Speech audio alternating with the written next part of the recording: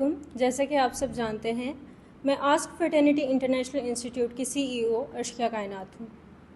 Ask fraternity international institute को अल्लाह ताला के फजल व करम से 5 साल हो चुके हैं। इनकी एक ब्रांच पाकिस्तान में है और दूसरी ब्रांच शारजा UAE में है। आस्क फ्रेटर्निटी इंटरनेशनल इंस्टीट्यूट को यहाँ तक पहुँचाने के लिए डॉक्टर अक्सा रुबानी ने अनथक मेहनत की है और उस मेहनत का रिज़ल्ट आप सबके सामने है। मिस्टर जैन खान ने भी इस इंस्टीट्यूट को यहाँ तक पहुँचाने के लिए बहुत ज़्यादा इनिशिएटिव्स लिए हैं। इसी तरह अज़रा परवीन का भी अहम किरदार रहा है। आज यहाँ पे ना सिर्फ clinical nutrition and diet therapy international workshop है, बल्कि बुक लॉन्च सेरेमनी भी है।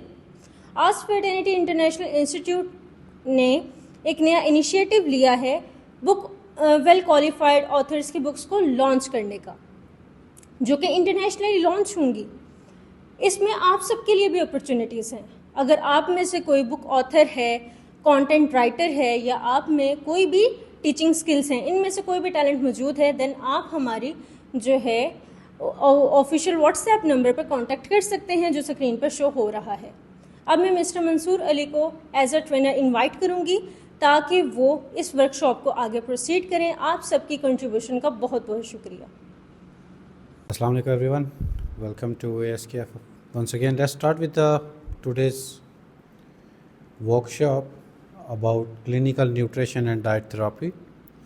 हम जो है वो क्लिनिकल न्यूट्रिशन और डाइट थेरेपी दो डिफरेंट पोर्शन को आज कंबाइन करके जो है वो स्टडी करेंगे और सीखेंगे। सबसे पहले सीखेंगे क्या, क्लिनिकल न्यूट्रिशन के प्रोटोकॉल्स। दूसरा सीखेंगे डाइट थेरेपी। डाइट थेरेपी इन विच वे, जब आप किसी पर्टिकुलर डिज़ीज़, डिसऑर्डर या किसी हेल्थ कंडीशन को उसकी असेसमेंट करनी हो या उससे रिलेटेड कोई भी डाइट प्रोटोकॉल सेट करने हो तो वो किस तरीके से करेंगे। आज हम जो इंशाल्लाह अपनी इस प्रैक्टिकल जो क्लास है, वर्कशॉप है, उसमें इस चीज़ को जो है वो सीखेंगे और समझेंगे। Next slide please. एक विजन है इसको हेल्प पीपल, मदद करना।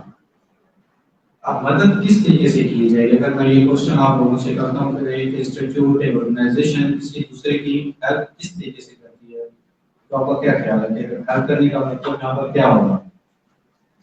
एनीवन? सबसे पहले बात करते हैं कि जो कंडीशन है वो है नॉलेज शेयरिंग। जिस तरीके से हम आपसे नॉलेज शेयर कर रहे हैं, आप ये मत सोचिएगा कि ये पेड नॉलेज शेयरिंग है, तो इस काइंड ऑफ बिजनेस। लेकिन जब नॉलेज शेयरिंग की जाती है तो ये भी एक तरह की सोसाइटी, कम्युनिटी के लिए हेल्प होती है। तो सबसे पहले ASK का जो सबसे इम्पोर्टेंट है वो हेल्प है इन नॉलेज शेयरिंग। तो इसी में लोग चेक करते हैं role by creating solutions. Solution means आप लोग यहाँ पर एक प्रैक्टिकल वर्कशॉप के लिए मौजूद हैं। माइट भी आप लोगों के ज़हन में कोई इस तरीके की कंडीशंस होंगी जिसमें आप मुब्तला होंगे, आपके कोई घर में फैमिली, आपके रिलेटिव्स, दोस्त वगैरह में से कोई होगा। तो उसमें अगर आपको किसी भी वे में, जैसे आज हमारी जो वर्कशॉप है उसके थ्रू आपको कोई डाइट सोल्यूशन, थेरेपी सोल्यूशन मिलता है, तो इस काइंड ऑफ हेल्प।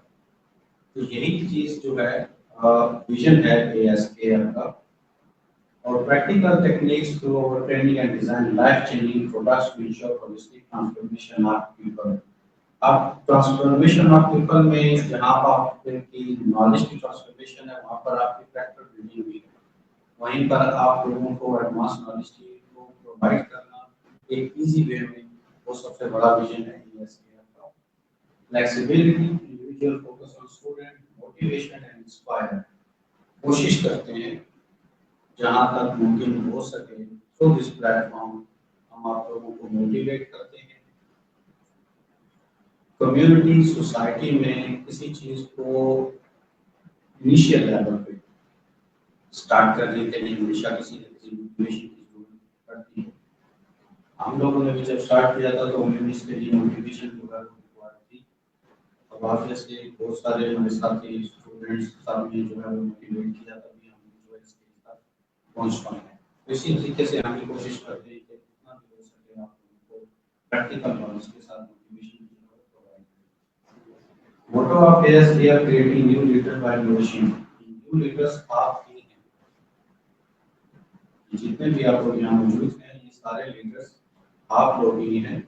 आप लोग ही कल को सोसाइटी, कम्युनिटी में किसी तरीके से the same way solution provide कर रहे हैं या नॉलेज शेयर कर रहे हैं, आप ही करके लीडर हैं। Promoting the talent of common people is the main purpose of ASK. Do you think the common people को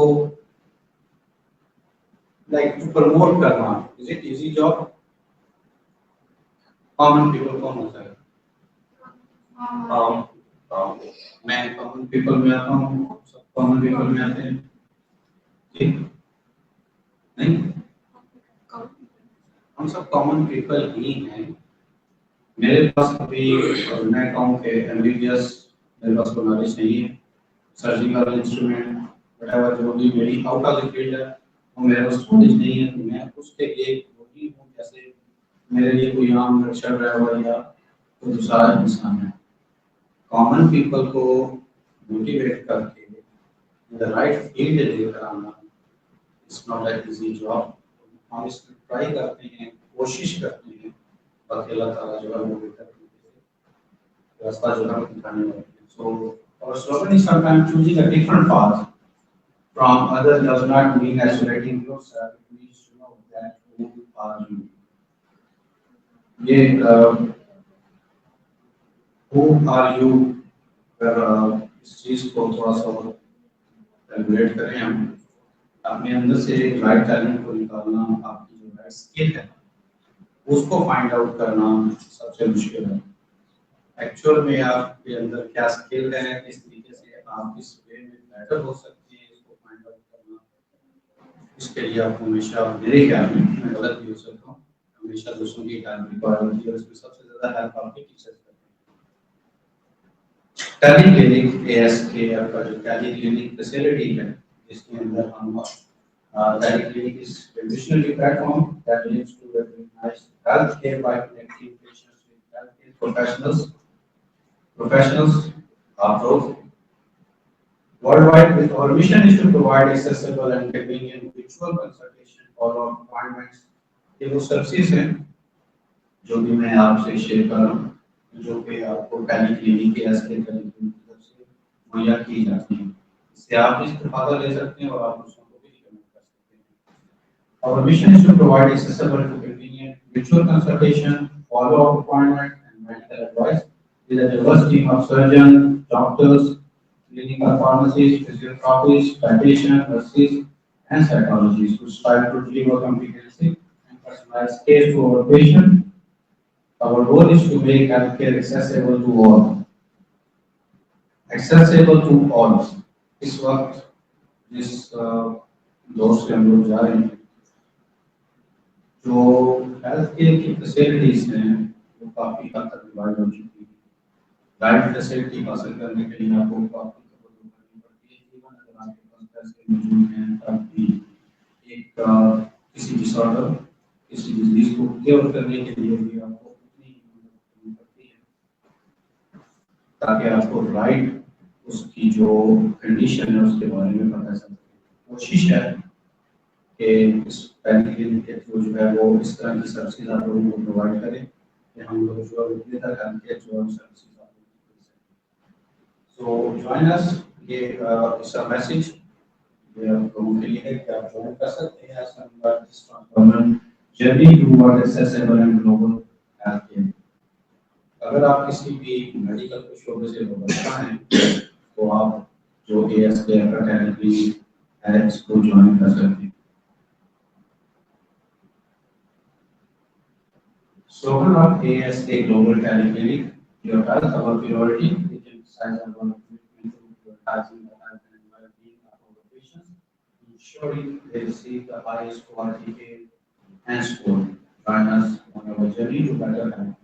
Together, our services will provide telemedicine, online consultations, medical advice, e-prescription, lifestyle medicine, and guidance, online sick leave certificate, awareness, disease-related workshop, and counseling contain record mental health and medical billing। ये नीचे website जो है वो link दिया हुआ है, इस पे जाकर फर्दर कोई भी इंफॉर्मेशन आपको गेट कर सकते हैं। Next, please.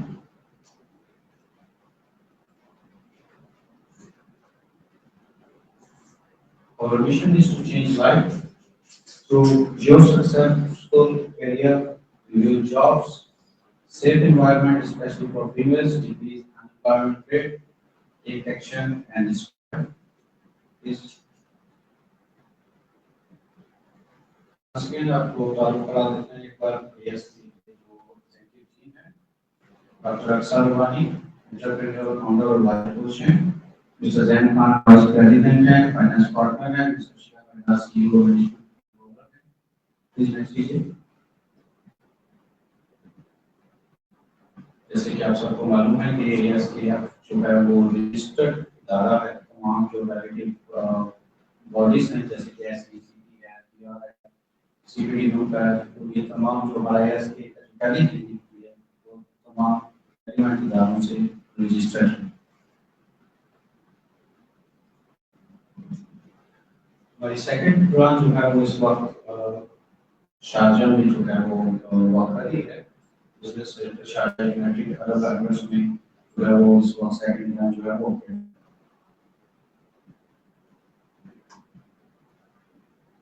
ASK global talent clinic, ASK global talent clinic Pakistan का प्रोफेसर वानी founder mister Zain Khan MD हैं, मिस्टर शेखना CEO हैं। इसका जो विजिटिंग ऑफिस है वो इस्लामाबाद और लाहौर में।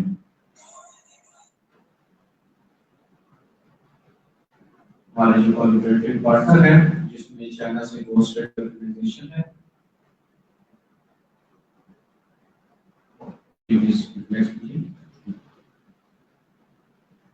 Application is open for industry people, institutions, अगर कोई आपका इंस्टीट्यूट है या कोई किसी के तौर पे फ्रीलांसर के तौर पे, इन्फ्लुएंसर, क्लिनिकल हेल्थ सेंटर्स के तौर पे, ऑनलाइन और फिजिकल रेलिवेंट बॉडीज के तौर पे ये जो यूनिवर्सल का ऑफिशियल नंबर है इसके थ्रू जो है वो आप पता कर सकते हैं और जो है एप्लीकेशन कर सकते हैं। बात करते हैं कुछ हमारे कोर्सेज की। आप लोग फिर गौर लगेगा इसी सिर्फ थोड़ा सा इंट्रोडक्शन आपको कराना मकसूद है, ये भी इस काइंड ऑफ इंफॉर्मेशन, ठीक है, इजी रहिएगा जी। कोर्सेज हैं हमारे मुख्तलिफ किस्म के, आपने पहले भी जो है मुख्तलिफ ऑनलाइन जो है इनके हवाले से मुख्तलिफ प्रोग्राम्स में जो है काफ़ी आपने देखा होगा। हमारे पोस्ट ग्रेजुएशन डिप्लोमा के अंदर प्रोग्राम है, post graduate diploma in human nutrition and dietetics जो कि 120 क्रेडिट आवर्स पे है, जो तकरीबन एक साल के फेस करता है। इसके अलावा मुख्तलिफ किस्म के दूसरे भी पोस्ट ग्रेजुएट डिप्लोमा है जिसमें क्लिनिकल साइकोलॉजी है, वो भी तकरीबन 120 क्रेडिट आवर्स पे है। पोस्ट फेलोशिप प्रोग्राम है इन एस्थेटिक एंड क्लिनिकल डर्मेटोलॉजी और दूसरे बहुत सारे प्रोग्राम भी उसमें हैं। तो जो वेबसाइट आपको नजर आ रही है इस पे जाकर फर्दर जो है मुझे इंफॉर्मेशन दे सकते हैं। ये आपकी सर्टिफिकेट वेरिफिकेशन है जो कि हमारे वेबसाइट के ऊपर है। आप जो दिया गया सर्टिफिकेट आईडी है आप इसमें फिल करके तो जो आपका सर्टिफिकेट है वो वेरीफाई कर सकते हैं चीजें कि वो रियल है या उसमें कोई चेंजेस तो नहीं है। QR कोड से स्कैन करके आप रेलेवेंट वेबसाइट लिंक पे जा सकते हैं। हमारी जो ASK सर्टिफिकेशंस हैं वो all around the world acceptable है फॉर ग्लोबल। आपको किसी भी जगह पर अगर आप इसको यूज करना चाहें तो आपको कोई इशू नहीं होगा। मेंबरशिप कार्ड की फैसिलिटी है और जो इसके बेनिफिट्स हैं, इसके अलावा लाइब्रेरी कार्ड है, उससे भी इस्तेफादा हासिल कर सकते हैं। Once again, ASK जो है वो approved है from our relevant bodies, जैसे मैंने आपको पहले भी बताया।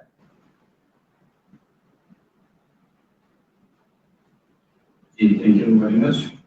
I hope कि आपने जो है इस तरीके से मैंने कोई इंफॉर्मेशन आपके पास की कुछ चीज़ों को आगे कर दिया गया। मज़ीद आप वेबसाइट पे जाकर इसके हवाले से जो है वो शेयर कर सकते हैं। जी, थोड़ा सा पीछे होगा। Can I start this? Okay everyone, let's jump to today's workshop. आज के वर्कशॉप को दो हिस्सों में जो है वो शेयर करेंगे यानी डिवाइड करेंगे। नंबर वन, जिसमें आपको कुछ थोड़ी सी थियोरेटिकल चीजें जो है वो आपसे शेयर करूंगा। उसके बाद जो है प्रैक्टिकल वर्क जो है वो मैं आप लोगों के साथ जो है वो परफॉर्म करेंगे। उससे पहले आप लोगों को वर्कशीट जो है वो दी जाएगी। अगेन वंस अगेन अगर टाइम है फाइन, आप उसको वर्कशीट को फिल अप कर सकते हैं और आप अपने मोबाइल फोन पर भी जो है वो उस पर फिल अप कीजिएगा।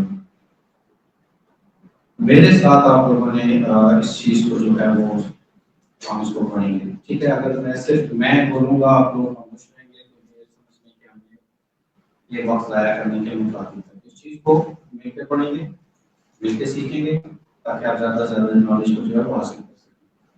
तो आज की इस वर्कशॉप में जो चीज़ें हम सीखेंगे, basics of clinical nutrition. I hope कि आपको थोड़ी सी क्लिनिकल न्यूट्रिशन के हवाले से मालूम हो। न्यूट्रिशनल असेसमेंट मेथड्स, उसके ऊपर कुछ डिस्कशन करें और उसी मेथड को प्रैक्टिकली परफॉर्म भी आप लोग कर सकते हैं। Diet therapy for common disease, therapy diet planning, nutrition deficiency disorder. और उस टाइम के अंदर इन सारी चीज़ों को जो स्टडी करने की कोशिश करेंगे, लेकिन आपने मेरे साथ जो है इस चीज़ को पढ़ना और सीखना है। Please thank you. Clinical nutrition is the application of nutrition science in the prevention and treatment of disease. Prevention क्या होता है? Anyone, please? Prevention. Prevention means sorry. बचाव करना जी। So medical term में हम prevention किसको बोलेंगे? ठीक है, very good. Treatment of disease, इससे मुराद क्या है? बीमारी का इलाज करना। बीमारी का इलाज करना जी। अब दो चीजें यहाँ पर हम जो है वो देख रहे हैं, एक है प्रिवेंशन, दूसरी है ट्रीटमेंट। पहले क्या आती है? प्रिवेंशन। न्यूट्रिशनिस्ट डाइटिशियन का काम क्या है? उसकी प्रायोरिटी वर्क क्या है? प्रिवेंशन करना। ट्रीटमेंट हमारा जॉब नहीं है, लेकिन जब हम एज अ टीम वर्क के तौर पे काम करते हैं विद एनी हेल्थ डिसऑर्डर्स, तो हम उनकी डाइट शॉप की मदद करते हैं। न्यूट्रिशनिस्ट डाइटिशियन, उसका काम है प्रिवेंशन करना। अब हम प्रिवेंशन कैसे करेंगे? मैं यहाँ पर मौजूद हूँ, आप सब हैं, अज्यूम करते हैं प्ले समथिंग, प्रिवेंशन मैं कैसे करूँगा, आप कैसे करेंगे? अगर हम बात करें डाइटिशियन और न्यूट्रिशनिस्ट की, तो प्रिवेंशन किस तरीके से करते हैं? Sorry, lifestyle modification, awareness. सबसे पहले आती है अवेयरनेस। गवर्नमेंट जब किसी भी चीज का इनिशिएटिव लेती है, जैसे आई गेस कल मलेरिया डे था, अब मलेरिया डे के लिए क्या किया गवर्नमेंट की तरफ से, किस तरीके से आप लोगों की जो है वो एक रहनुमाई की गई? गवर्नमेंट ने कहीं पर भी बाहर निकल कर आपको मेडिसिन नहीं प्रोवाइड की मलेरिया से रिलेटेड, आप लोगों के लिए कोई और ऐसी फैसिलिटी नहीं की।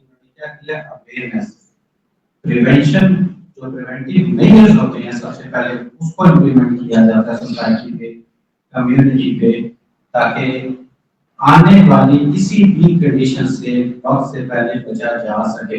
इसकी बेहतरीन एग्जांपल आपने कोविड-19 में जो है वो सीखी, देखी, समझी और उसको प्रैक्टिकली परफॉर्म भी किया। उसी चीज को मद्देनजर रखें हमारी सबसे पहली जॉब। और आज के इस जो वर्कशॉप का जो इम्पोर्टेंट जो चीज अंडरस्टैंड कराने के लिए हम लोग मौजूद हैं, वो यही है कि प्रिवेंशन आपने किस तरीके से करनी है। इस वक्त हम लोगों के लिए क्योंकि ट्रेंड है, हम लोग सबसे ज्यादा जाते हैं प्रोडक्ट्स की तरफ। प्रोडक्ट कौन सी? मेडिकल प्रोडक्ट, जिसमें किसी भी बीमारी का क्विकली इलाज किया जा सके। मुझे काम पे जाना है, मुझे एक टैबलेट चाहिए, मैं लूं, मैं काम पे जाऊं।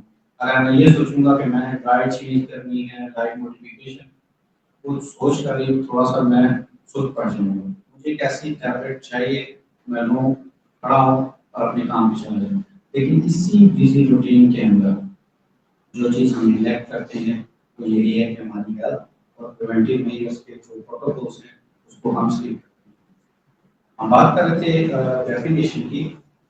It focuses on improving patient health through proper dietary management. Dietary management, हम तकरीबन दिन में 4 से 5 बार खाना खाते हैं। 3 बार क्वांटिटी में ज़्यादा खाते हैं, 2 बार अराउंड कम खाते हैं, जिससे कि मैं इस वक्त मौजूद भी ये खाते ही रहते हैं। तो अब उस कंडीशन में आप डाइटरी मैनेजमेंट कैसे करें जब तक आपको अपने एनर्जी एक्सपेंडिचर के मुतालिक अंदाजा नहीं होगा और आपको अपनी अवेयरनेस हो भी नहीं कि मैंने अपना एनर्जी एक्सपेंडिचर कैसे कैलकुलेट करना है, आप डाइटरी मैनेजमेंट के प्रोटोकॉल्स को फॉलो नहीं कर सकते।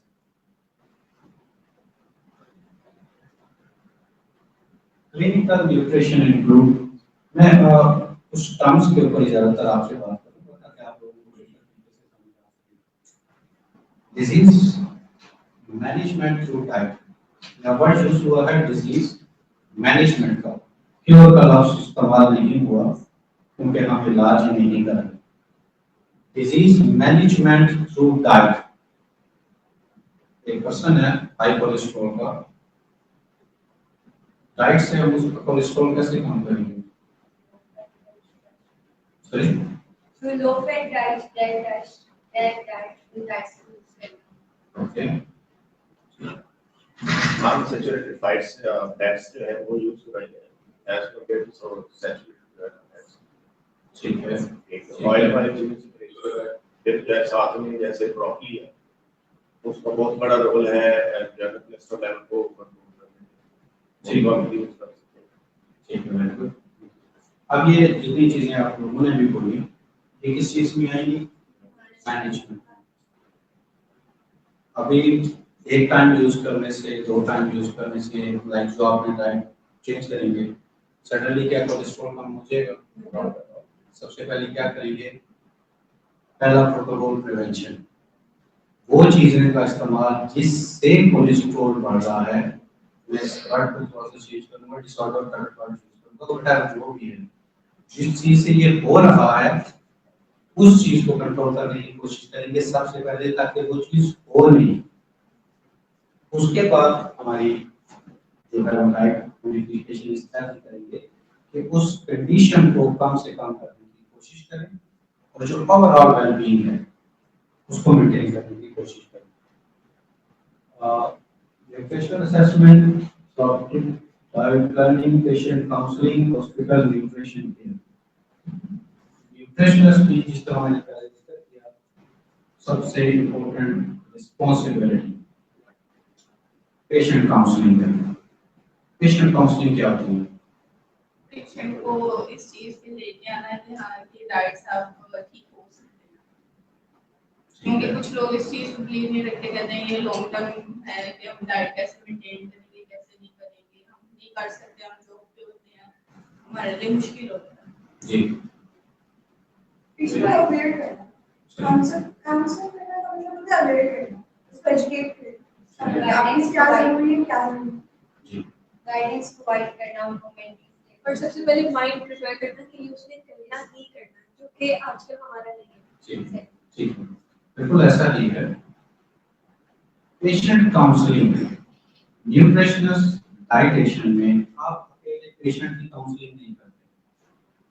एक फैमिली है, उसमें दादा हैं, दादी हैं, वालिद हैं, वालिदा हैं, जॉइंट फैमिली सिस्टम है, एक खाना पड़ता है, 4 उसमें वैसे ही मरीज हैं, आप भी 5 में आ गए, क्या वो आपके लिए अलग से कुछ करेगा?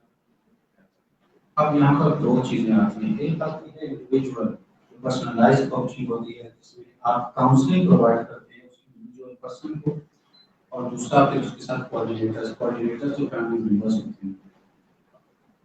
आपने इसका देखा होगा बीमारी के दौरान हम भी जब दवा या चीज कहते हैं कि खाओ, देते नहीं हैं, कहते हैं तो हम वो अक्सर उसको अवॉइड कर देते हैं, अच्छा ठीक है, लेकिन जब घर से बाबा या कोई हमें प्रोवाइड कर देता है तो हम वो खा लेते हैं। सो सेम इसी तरीके से है, जब आपका एक पेशेंट, आप देखिए हॉस्पिटल जो केयर है, एक पेशेंट को हॉस्पिटलाइज क्यों किया जाता है? सम हाउस की वो कोई भी ट्रीटमेंट है वो घर में भी की जा सकती है। वो जो केयर है जैसे मैंने अभी की जिक्र किया कोऑर्डिनेशन वो उसको घर में यूज करते हैं। हॉस्पिटल के अंदर जो स्टाफ है वो उसकी तरीके से कोऑर्डिनेट करके उसकी कंडीशन को बेटर करने की कोशिश करते हैं। Role of diet in disease management diet plays an important role in blood sugar control. ये हम चंद चीजों का जिक्र करें, सिर्फ आपको जो टर्म समझाने और सिखाने का जो है blood pressure regulation, digestive health improvement, immune system को faster recovery during illness and बहुत सारी दूसरी कंडीशन। इसके अंदर जो है वो डाइट बहुत इंपॉर्टेंट रोल प्ले करती है। इस सूरत में आप देखिए यहाँ पर हमने सारे डिसऑर्डर्स का जिक्र किया। डिसऑर्डर्स मींस इब्तदाई खराबी को मैं डिसऑर्डर कंसीडर कर रहा हूँ। ब्लड शुगर का लेवल आपके लिए जिसको हम अभी जो है डायबिटिक पेशेंट कंसीडर कर रहे हैं, डायबिटीज का डिजीज। लेकिन जब इनिशियल तौर पर जब खराबी जिस्म में पहुंच रही होती है उस टाइम का डिसऑर्डर, ज़्यादातर डिसऑर्डर्स। तो इन डिसऑर्डर्स में जो डाइट है वो सबसे पहले होगी प्रिवेंशन के प्रोटोकॉल्स हैं उसके हिसाब से वो अपना प्रोटोकॉल जो है वो प्लेट करती है। कैसे उस चीज को स्टॉप करने, उस चीज से मुराद डिसऑर्डर स्टॉप करने, डिले करने और उसका जो मोड ऑफ एक्शन है उसको चेंज करने में। क्योंकि हम बहुत सारी जो चीजें यूज करते हैं इस काइंड ऑफ फ्रूट्स वेजिटेबल, उनके अंदर कुछ चीजों के अंदर मेडिसिनल प्रॉपर्टीज भी मौजूद होती हैं। वो मेडिसिनल प्रॉपर्टीज कंडीशन का मोड ऑफ एक्शन है उसको चेंज करने की भी सलाहियत है।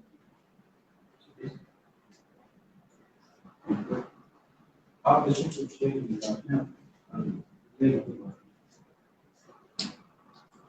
नॉर्मल डाइट और सिर्फ प्रॉपर्टी डाइट लिखा है, बट फिर भी इससे हटकर अगर मैं पूछूं कि डिफरेंस क्या है नॉर्मल डाइट में और प्रॉपर्टी डाइट में, क्या डिफरेंस है? बेसिकली आम प्रोटीन के अंदर हम तो खाना खा रहे थे नॉर्मल डाइट में कंसीडर करते हैं। जब हम स्पेसिफिक किसी डिजीज को ट्रीट करने के लिए या थेराप्यूटिक गोल्स को अचीव करने के लिए हम लेंगे तो हमारी थेराप्यूटिक डाइट हो जाएगी। जैसे हम ऐसे शुगर को कंट्रोल करना चाहते हैं तो हम कहते हैं कि आप शुगर से बनी चीज़ें ठीक है, नेचुरल जो है शुगर वो आप यूज कर सकते हैं। इसी तरह दूध का इस्तेमाल कर सकते हैं। इसी तरह मतलब ब्लैक कॉफी का इस्तेमाल किया जा सकता है या शुगर रेजिस्टेंस को कम करने के लिए, इंसुलिन की सेंसिटिविटी को बढ़ाने के लिए आप इस्तेमाल कर सकते हैं। इसी तरह मतलब जैसे टीचर है उसको आप अपनी डाइट में इस्तेमाल करें, मेथी दाना उसको इस्तेमाल करें। इस और भी काफी हर्ब्स और मतलब है जो कि मतलब एक्यूमुलेटिव अगर हम अपनी डाइट का प्लान ऐसा कर लें तो हमारी आपके साथ साथ उसको चलो थोड़ा सा डाइट से हट के चीज है देखिए हम डाइट के हवाले से these guys like post-operative, pre-operative, impure diet, ठीक है। हाँ इस तरह में हम कॉमनली बात करते हैं।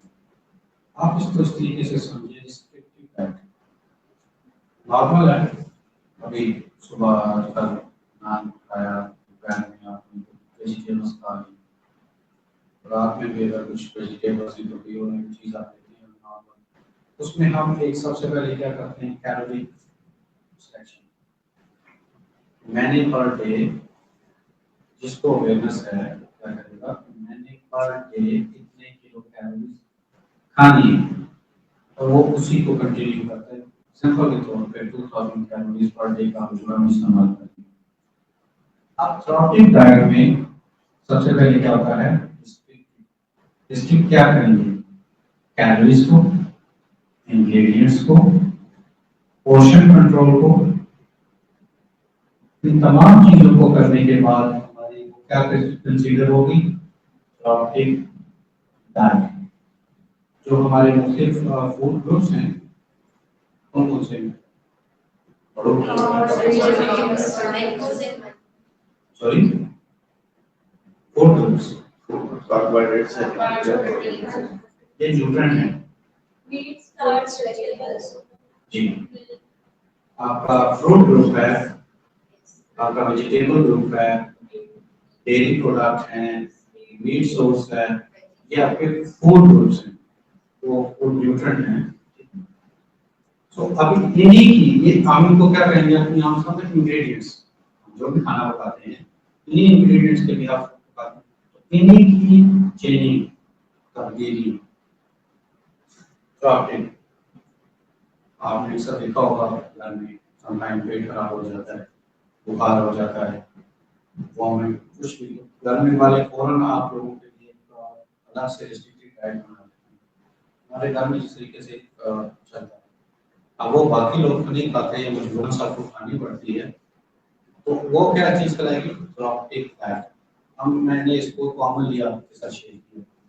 और फर्दर जब हम इसमें जाएंगे, जैसे हमने शुगर कंट्रोल के लिए कर रहे हैं, आपके जो है वो कार्डियोवास्कुलर डिजीज है या आपके किसी और रिलेटेड के लिए, तो वो फिर उसी के अकॉर्डिंग जो है वो डाइट जिसमें कैलोरीज आपकी इंग्रेडिएंट्स को तमाम चीजें शामिल हैं। ओके, मैं पेशेंट हूँ, आप सब जो हैं इस वक्त जो प्रोफेशनल न्यूट्रिशनिस्ट हैं, डाइटिशियन हैं, सब हैं। मैं आपके पास एक प्रॉब्लम लेकर आया हूँ, आपने असेसमेंट करी। जब भी पेशेंट आपके पास आता है क्लिनिक में, हॉस्पिटल के अंदर, आप सबसे पहले क्या करते हैं? असेसमेंट करते हैं। अब मैं आपको अपनी थोड़ी सी कंडीशन बता रहा हूँ, आपने जो है वो असेसमेंट करनी है, ठीक है? मैं इस वक्त जो है वो फटीग का शिकार हूँ, सर में मेरे दर्द हो रहा है, मुझे थोड़ा सा ब्लर नजर आ रहा है और मेरा जो गलत है छोटी एरिया वो ड्राई है, फटीग का शिकार हूँ, सर में दर्द है, ब्लर नजर आ रहा है, ड्राइनेस है। मैं इसको थोड़ा जो मेरा गलत कुछ पे ड्राइनेस है, असेसमेंट करें प्लीज, क्या इस तरीके से स्टार्ट करें? एनीवन प्लीज, कोई भी, कैसे स्टार्ट करेंगे लाइक असेसमेंट? कुछ भी, कोई भी बोलिए प्लीज। इसमें जी और डाइट इंटेक के बारे में पूछेंगे, आपने क्या किया?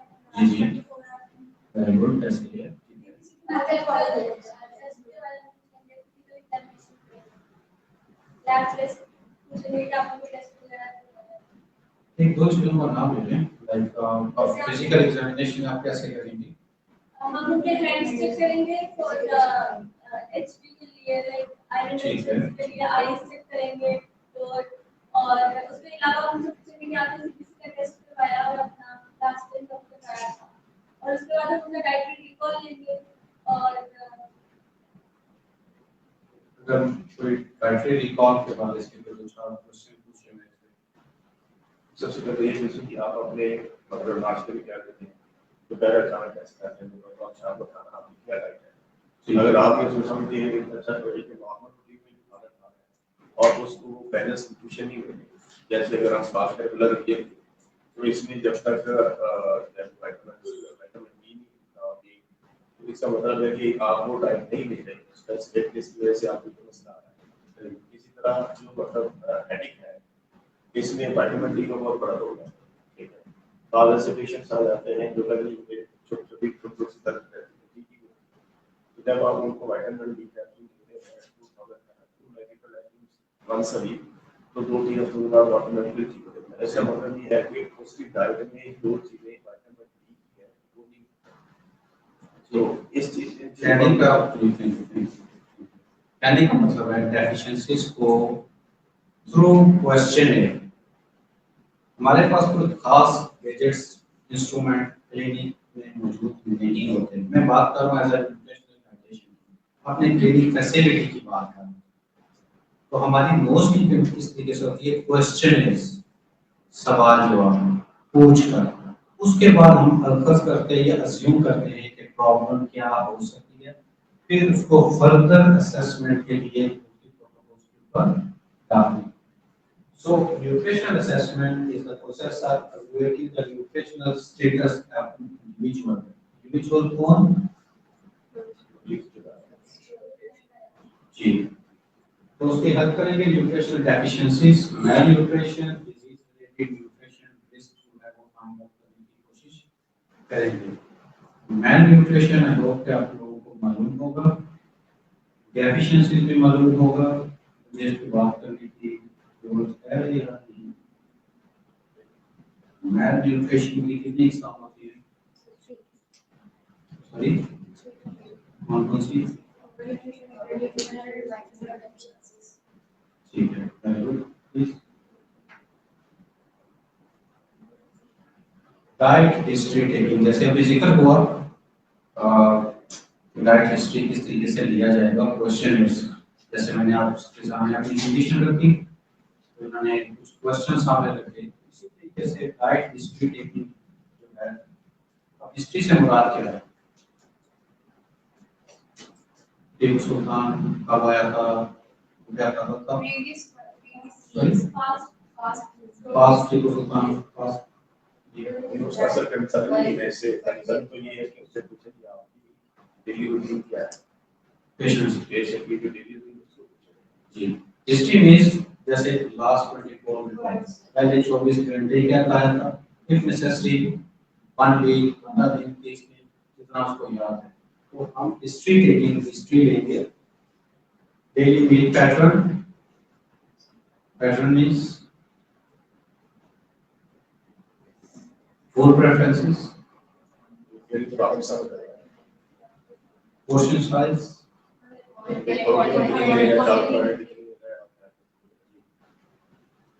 ये दो वो चीजें हैं जिन्होंने इस बात को सब डिस्टर्ब किया। हम इससे बचते भी नहीं कोई भी। कुकिंग मेथड्स, कितने टाइप के कुकिंग मेथड्स होते हैं? जी, मुख्तलिफ किस्मों के हैं, ठीक है। हम घरों में यूजली 1 से 2 कुकिंग मेथड्स के ऊपर काम करते हैं। अब न्यूट्रिशन और डाइटेशन की जिम्मेदारी में कुकिंग मेथड्स आते हैं। जी, खाना कैसे बनाना,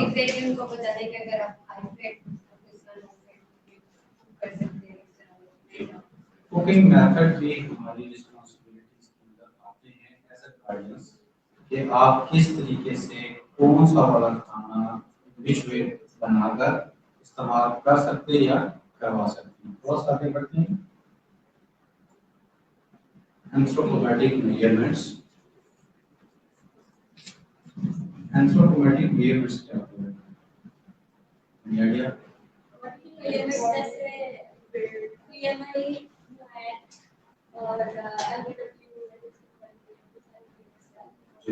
बिल्कुल ऐसा ही है। Body weight, height, body mass index.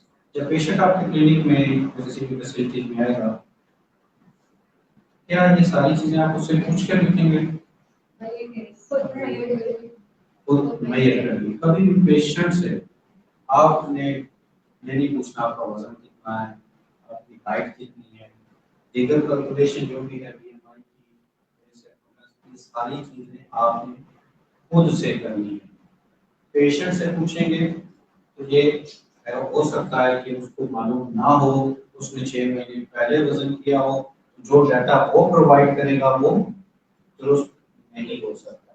तो जितने भी क्वेश्चन हैं वो करने के बजाय प्रैक्टिकली आप लोगों ने कुछ चीजों को याद करना है। So this help aware body composition and nutritional status.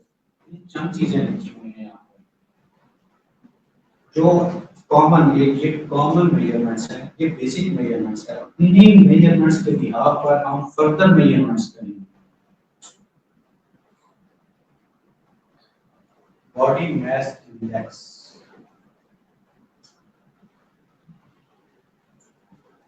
ये फॉर्मूला लिखा हुआ है ये, अभी हम इसको प्रैक्टिकली परफॉर्म करेंगे, इसलिए मैं इसको कुछ लेवल ही स्किप कर रहा हूं।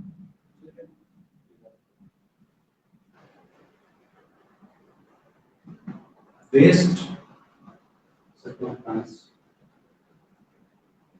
यूजुअली इस तरह की जो मेजरमेंट्स हैं वो किस चीज को जानने के लिए हम लोग जो है परफॉर्म करते हैं? जी, और ठीक है, टीकाकार क्या होता है नॉर्मली बेस सर्कमफ्रेंस लेने का? कोई चलिए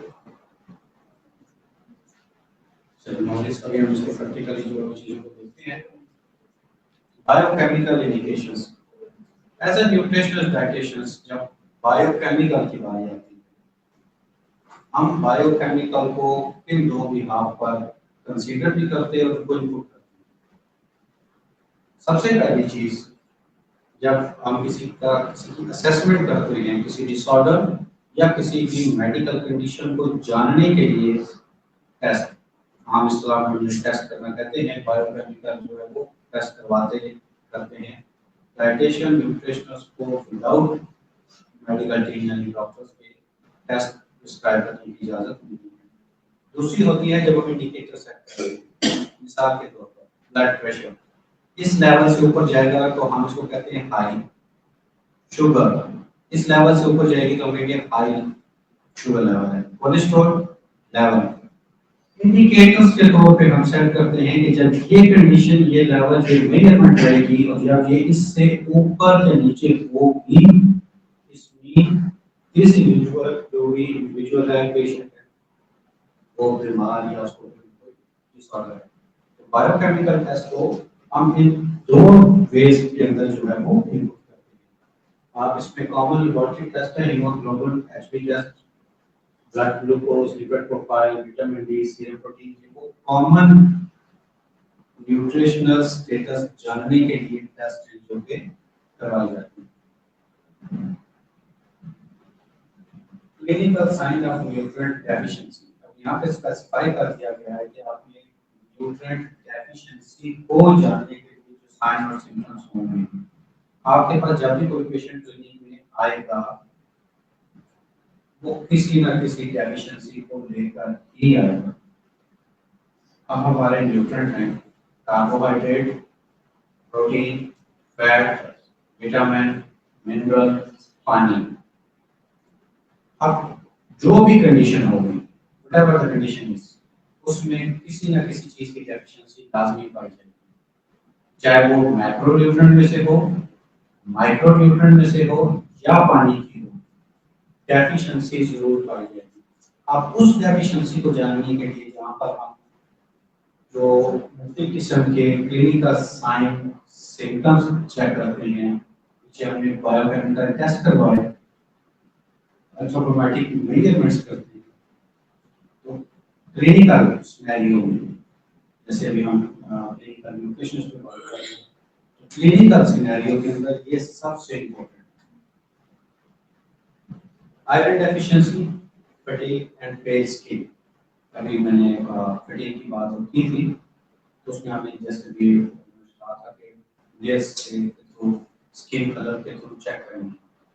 अब ये चीज 100% हम इसको कंसीडर नहीं करते, ठीक है, लेकिन साइन और सिम्टम्स के तौर पर हम इसको तस्लीम कर देते हैं कि ये चीज में हो सकती है असम्पशन, ये हो सकती है, फिर उसी असम्पशन के बिना पर हम फर्दर किसी प्लान का जाएंगे। Vitamin D deficiency, bone pen, protein deficiency, muscle wasting, vitamin B12 deficiency, neurological problems.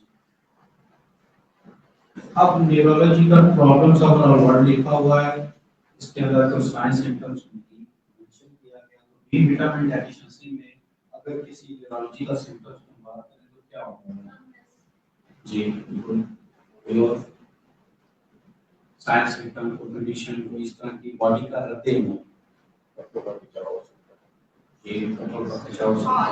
Fatigue और फीट जी हाथ सुन होते हैं जी जी सोए में भी, और हाँ ये आवाज जी। हम बात कर रहे हैं डेफिशिएंसी की, और एक पार्टिकुलर डेफिशिएंसी जिसकी विटामिन बी12 की हम जो है वो बात कर रहे हैं। मोस्ट कॉमन डेफिशिएंसी के अंदर ये पाया जाता है। अगर आपको याद हो, एमबीबीएस फैसिलिटी के अंदर दो उनके पास एक इंजेक्शन थे, देख के आगे भी जितने पेशेंट्स आते हैं उनको वो उसमें से या तो वाला भी लगाएंगे, ये मल्टी पॉइंट का ड्रिप लगाकर उस पेशेंट को छोड़ देते हैं और समहाउ पेशेंट भी उस ट्रीटमेंट के बाद अच्छा फील करता है। अब उसके बाद पीछे रीजन क्या है, हमें ये नहीं ट्रीटमेंट से गाज नहीं है, हमें प्रिवेंशन से गाज है। रीजन क्या हो सकती है उसके पीछे? विटामिन B12 डेफिशिएंसी की रीजन क्या है? डेफिशिएंसी की रीजन क्या है? खुराक नहीं मिल रही जिसमें ये 12 बिल्कुल जी प्लीज। तो ये रेड मीट का होता है मोस्टली लोग जिस तरीके की सर जिनको शुगर होती है उसमें भी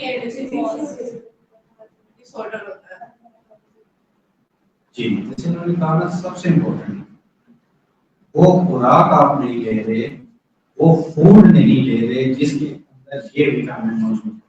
somehow it's like हम ले होते हैं कि हमारी टेंशन जो भी कर पा रहे होते हैं जैसे डिसऑर्डर से इसी को बहुत प्रॉब्लम बिल्कुल बिल्कुल, वेरी गुड। ये पॉइंट है जिसमें में दो कंडीशंस प्लान करती हैं। एक, जब न्यूट्रिएंट आप समहाउ ले नहीं रहे, कोई भी न्यूट्रिएंट।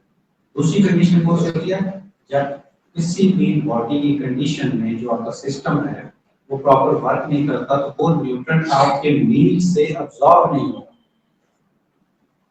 तो वो आपके बॉडी के अंदर जा नहीं रहा। तो ये दो कंडीशंस आती हैं।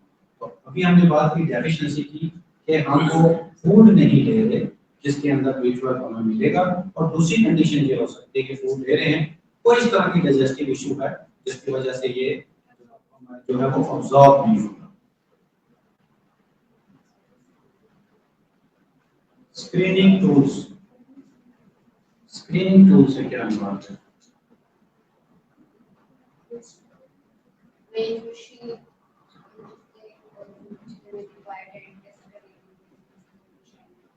ठीक है, Nutrition status shortness and जी। स्क्रीनिंग टूल्स न्यूट्रिशनिस्ट हैं ना, समहाउ यहाँ पे बैठे हैं, क्लिनिकल न्यूट्रिशनिस्ट है ना, तो एज अ क्लिनिकल न्यूट्रिशनिस्ट और डाइटिशियन हमारे स्क्रीनिंग टूल्स क्या होंगे?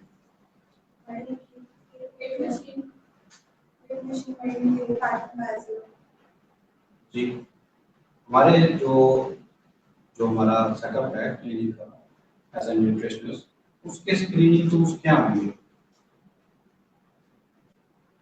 Sir weight machine, height chart, BP operators और इसके बाद क्वेश्चन हो सकता है फॉर्म से ये सब कुछ सिस्टम टूल्स हैं स्क्रीनिंग टूल्स फॉर्म जैसे मस्ट है एनालिसिस फॉर्म स्क्रीनिंग टूल्स जो डायरेक्ट असेसमेंट जी,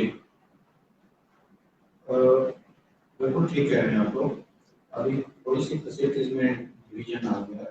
जो क्लिनिकल न्यूट्रिशनिस्ट के क्लिनिकल न्यूट्रिशन तो जनरली यही टूल्स जो है हम फॉलो करते हैं। जैसे हमने पीछे एंथ्रोपोमेट्रिक मेजरमेंट, एंथ्रोपोमेट्रिक मेजरमेंट के लिए जो चीज़ों को हम यूज करेंगे वो हमारे स्क्रीनिंग टूल्स के अंदर जो है शामिल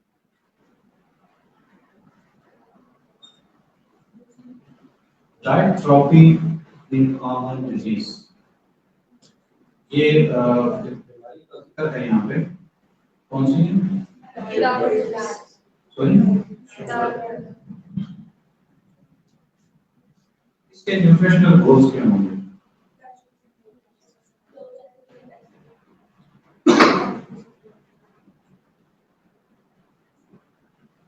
इसके जो प्रोटोकॉल्स हैं, जो गोल्स हैं, क्या होंगे?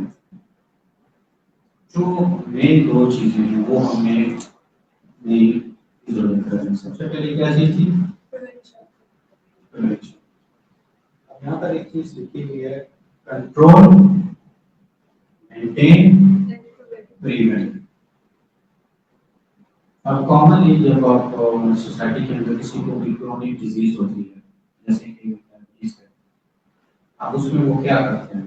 कॉमनली पाकिस्तान इस वक्त नंबर 1 है डायबिटीज में, तो हर दूसरे तीसरे बंदे को लिखा है, तो वो इस तरह के प्रोटोकॉल्स फॉलो करते हैं।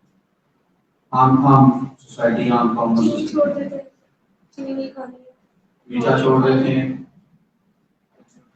ठीक है, और चावल छोड़ देते हैं ये चावल खाने से शुगर होती है तो वो भी छोड़ दिया जी, मिठाई खा लेते हैं, फीकी चाय पीते हैं।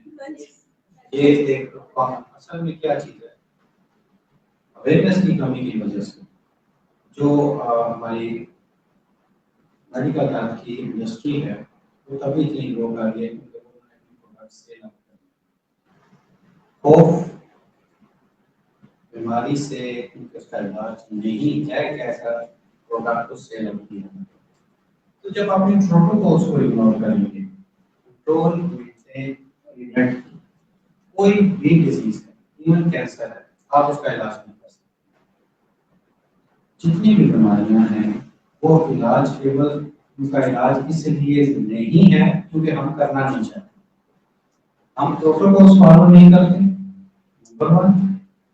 नंबर टू, एक डिजीज जो बॉडी के अंदर डेवलप हुई है वो हमारी किसी मिस्टेक और डेफिशिएंसी के नतीजे में हुई है और हमें उसके बारे में इल्म नहीं है, हम उस डेफिशिएंसी को ठीक करना नहीं चाहते या उस चीज का रूट कॉज के बारे में जानने की कोशिश नहीं करते, तो वो डिजीज कभी भी ठीक नहीं होगी। आपकी इसी सोसाइटी के अंदर पेशेंट के मरीज 70 साल 80 साल के होकर भी दुनिया से रुखसत होते हैं, 30 से 35 साल के भी होकर रुखसत होते हैं। आप इन प्रोटोकॉल्स को फॉलो नहीं करेंगे, आप किसी भी सूरत में किसी भी डिजीज का इलाज नहीं कर सकते। इन प्रोटोकॉल्स को फॉलो कौन करवाएगा?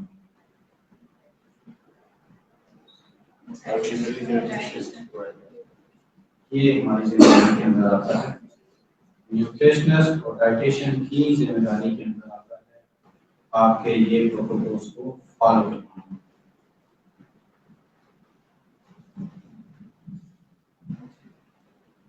Glycemic index and glycemic load.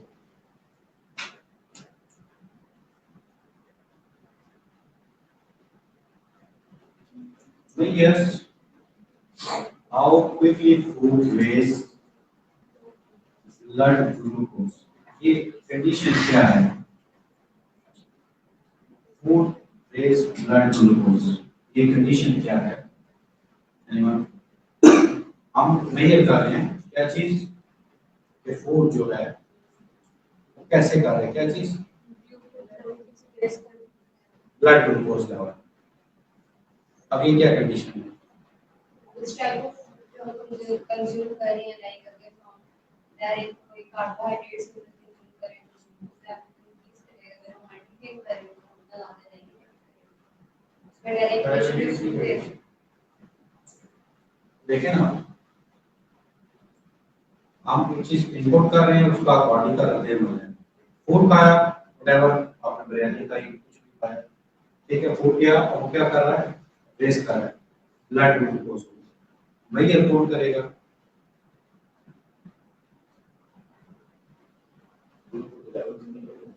जी, तो ये कौन करेगा? ये कौन करेगा? हम अल्टीमेटली न्यूट्रिशनिस्ट चेक करेगा कि ग्लूकोज लेवल ये लैब वाला चेक करेगा। सर आज तो वो एक अलग बात है। बॉडी को पता चल जाता है कि ग्लूकोज लेवल जो है वो रेज हो रहा है, सिम्टम्स हो जाते हैं। जी, बॉडी का रद्द-ए-अमल, कहने का मकसद ये था बॉडी का रद्द-ए-अमल। आप जो भी चीज इनपुट में खाएंगे बॉडी का रद्द-ए-अमल आता है। बॉडी ने तो अपनी केमिकल जो भी उसकी डिस्ट्रीब्यूशन है, केमिकल चेंजेस है बॉडी के अंदर जाकर उसने करनी है।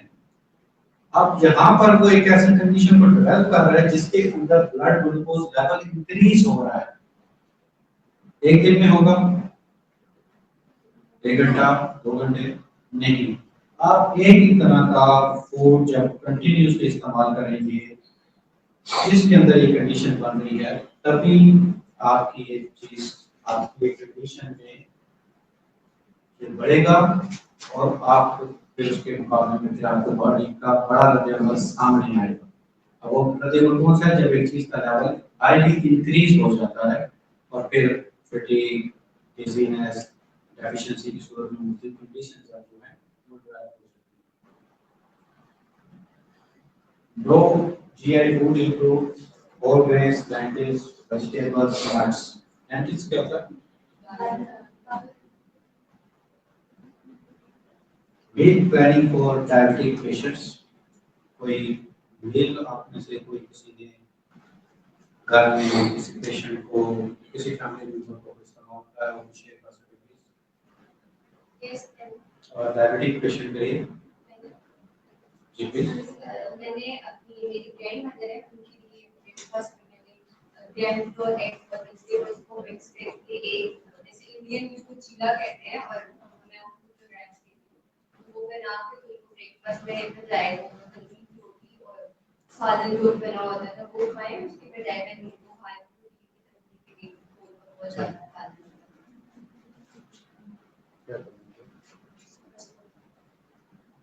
ठीक है और कोई इसके अलावा अगर जैसे रैप्स वगैरह ले रहे हैं तो उनका जो रिफाइंड मैटर है उसकी बेस होती है तो अगर हम उसको ओट्स के आटे से बना लें तो वो भी होता है उसका बेस्ट ठीक है वेरी गुड ओके यहाँ पर balance carbohydrate high fibre food lean protein limited sugar intake ये चंद प्रोटोकॉल्स हैं जो कि इस कंडीशन में जो है वो हमें फॉलो करनी है और एक पोर्शन कंट्रोल के हवाले से जब आपको क्विकली किसी चीज को मेजर करना हो तो ये इजी मेथड है पोर्शन कंट्रोल के लिए आप प्रोटीन नॉन पाम यानी कि आप एक मील में कोई भी चीज कितनी मिकदार में इस्तेमाल कर सकते हैं तो क्विक मेजर करने के लिए जांचने के लिए कि ये चीज कितनी मिकदार में है portion of vegetable 1 piece portion of carb 1 cup and इस तरीके की जब आप कप की सूरत में बनाते हैं 1 portion of fat 1 thumb ठीक है तो प्रोटीन इस फॉर्म आप जो है बता सकते हैं आगे कर दीजिए सूर्य से कीजिए चलिए इसको थोड़ा सा देख लेते हैं Nutrition topic focus on control protein intake from renal disorder, kidney related metabolic disorders. इसमें जो प्रोटोकॉल्स फॉलो करेंगे control protein intake sodium restriction potassium management fluid balance means पानी की मिकदार औसतन एक इंसान के लिए पर डे कितनी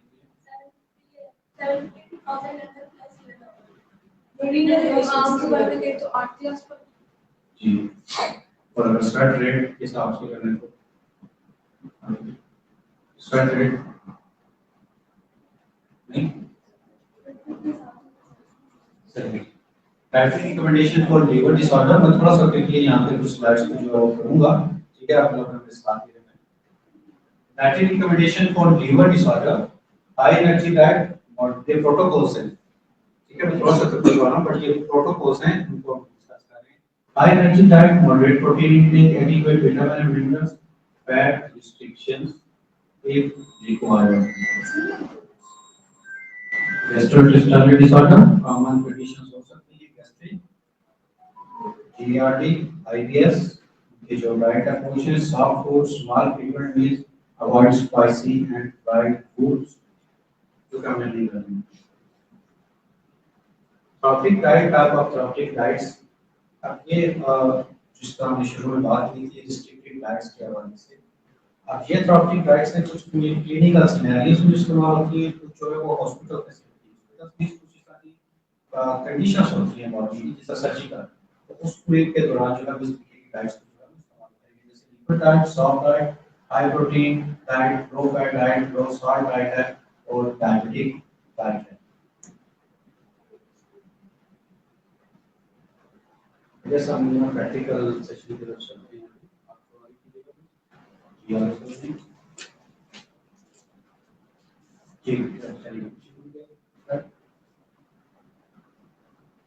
एक केस स्टडी देखते हैं एक डायबिटिक पेशेंट का 52 years gender male weight 85 kilogram height 1.70 metre next slide ये उसकी प्रोफाइल है Medical condition है type 2 diabetes, lab results.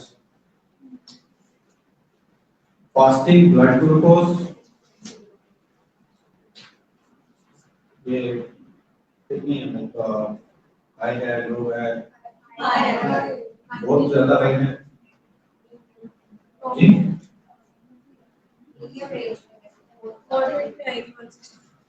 देखिए ये फास्टिंग में है, चलिए आप सोचें, मैं थोड़ा सा आगे बढ़ते हैं। अब ये तो लैब टेस्टिंग जो डॉक्टर की रिकमेंडेशन से कराई, हमारा ये पोर्शन है लाइफस्टाइल, सेडेंटरी लाइफस्टाइल थे पेशेंट का, जिसकी वजह से वो इस चीज को इसके ऊपर हमें सबसे ज्यादा वर्क करेंगे, तभी हमें अंडरस्टैंड होगी उनकी हैबिट्स और फिर हम उनका इलाज करेंगे। Time take of refined carbohydrate को यूज करें, ये वो फाइंडिंग्स हैं। अब इन फाइंडिंग्स के ऊपर हम जो है उनके लिए डाइट प्लान या इंटरवेंशन प्लान को बनाएंगे।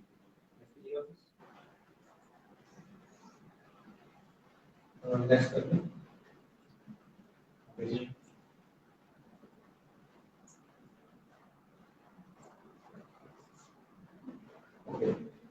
Just one. ओके, हम चंद चीजों के ऊपर आपस में डिस्कस करते हैं। टाइम की असल में थोड़ी सी कमी के बायस मैंने कुछ चीजों को स्किप कर दिया है। अभी हम प्रैक्टिकल सेशंस की तरफ जो है वो चलते हैं और कुछ चीजों को परफॉर्म करते हैं। पेन यकीनन आप लोगों के पास होगा, अगर नहीं भी है तो मोबाइल फोन के ऊपर कैलकुलेशन करके हम कुछ मेजरमेंट्स जो है वो करेंगे, ताकि आपको जो थोड़ा सा नॉलेज रहेगा, आपको अंडरस्टैंड हो जाएगा कि वर्कआउट करते हैं। वर्कशीट्स हैं, ये आप लोगों को मेरी पेश कीजिएगा और थोड़ी कर लें एक दूसरे को ग्रुप डिस्कशन और जो कैलकुलेशन है वो दोनों को बैठा जो है वो परफॉर्म करते हैं। नेक्स्ट करेंगे आगे जी जी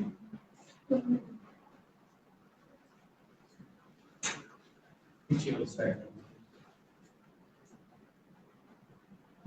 आप डिस्ट्रीब्यूट कर दें जी प्लीज। ये एक दूसरे को पास कर लें, अपनी वाली वर्क को रख लें, बाकी जो पास कर लें।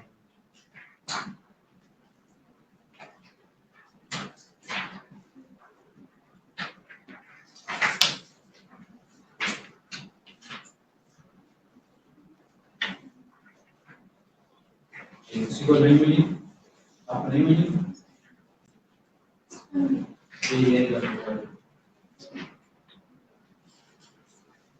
किसी के पास देखें ज्यादा अगर नहीं है तो आप मोबाइल फोन पे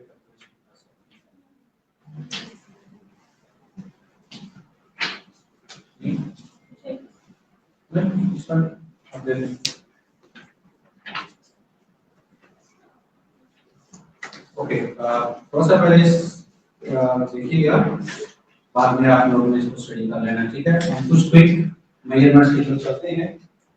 हमारा ये प्रैक्टिकल एक्टिविटी सेशन है, जिसके अंदर जो है वो हम कुछ चीजों को प्रैक्टिकली परफॉर्म करेंगे। रिक्वेस्ट है कि आप सब नहीं कर रहे हैं, ठीक है। बहुत कॉमन सी चीजें हैं, इवन आपको आती भी होंगी, आप सब करेंगे, खुद से करेंगे, आएगा, छोड़ देंगे नहीं आएगा, यहाँ आने का मकसद पूरा नहीं होगा, ठीक है। तो आप सबने परफॉर्म करना है, हल करना है। गलत हो गया फाइन, दोबारा कर लेंगे। करने ही है मोबाइल के ऊपर आप कैलकुलेशन कर लें, ठीक है। हमारे पास हाइट, वेट, वेस्ट, सर्कमफ्रेंस हम लोगों को मालूम है, उसी के बिहाफ पर हम जो है वो BMI बॉडी मास इंडेक्स को कैलकुलेट करते हैं, ठीक है। नीचे आप देखें इसका फॉर्मूला है, वेरी इजी, वेरी कॉमन है कि आप हमारे पास कैलकुलेटर्स मौजूद हैं, इजीली कैलकुलेटर आपको अवेलेबल है, आप लिखे 4 सेकंड में गूगल पे आता है। लेकिन एक स्टूडेंट होने के नाते और न्यूट्रिशनल डाइटिशियन होने के नाते आपको फॉर्मूला, थोड़ी सी बेसिक कैलकुलेशन के बारे में पता होना चाहिए। Weight kilogram divided by height metre square. अब क्या करना है, आपने अपना सबने BMI निकालना है, बॉडी मास इंडेक्स आप सबने अपना अपना निकालना है। वेट आपको मालूम होगा, नहीं तो रफली आप अपना वेट दे सकते हैं। हाइट भी आपको मालूम होगी, मीटर स्क्वायर में है। क्विकली आप सब प्लीज अपना अपना जो है वो क्लियर करें, फिर हम देखते हैं कि आपकी बॉडी मास इंडेक्स क्या है।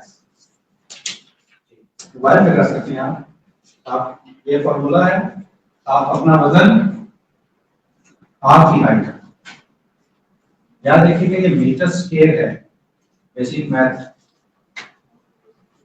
ठीक है। 2 मिनट में आपने जल्दी से करना है, मोबाइल से आप जो है वो कैलकुलेट कर सकते हैं और आपने अपना अपना निकालना है। Body mass index find out करें प्लीज।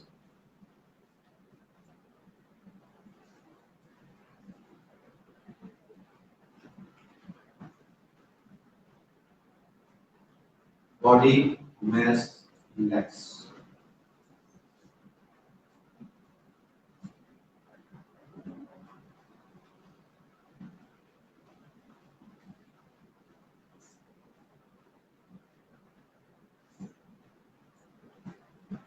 एआई टूल और गूगल से नहीं पूछना, उससे कर लेंगे तो थोड़ा सा आपको थोड़ा सा अंडरस्टैंड हो जाएगा। बहुत बेसिक फार्मूला है, छोटी सी मैथ है।